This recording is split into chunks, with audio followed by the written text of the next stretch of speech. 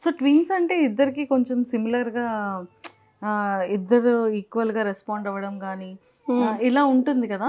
So వీళ్ళు అలానే ఏమైనా తెలిసేదా ట్విన్స్ ఇద్దరు సేమ్ మెంటాలిటీస్ కానీ బిహేవియర్స్ కానీ లైక్ ఒకరిని కొడితే ఇంకొకళ్ళు అలా అయితే ఏముండదు.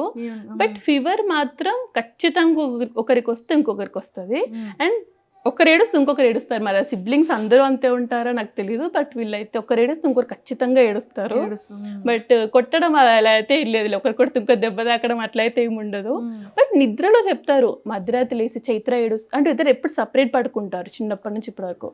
సడన్ గా మధ్యరాత్రి లేసి చైత్ర ఏడుస్తుంది అని చెప్తారు. అది ఎంతో నిజమో నాకు తెలియదు.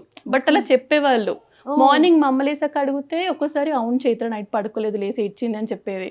సో కొంచెం కనెక్షన్ అయితే ఉంటుంది definitely. But mentality is different. Full contrast mentalities ఇద్దరు. ఐడెంటికల్ ఎలా ఉంటుంది, తారాది ఎలా ఉంటుంది? చైత్ర వెరీ ఎమోషనల్, అందరికి కొంచెం అటాచ్డ్ గా ఉంటుంది, అర్థం చేసుకుంటది చెప్తే. అట్లా తారా ఫుల్ మాస్.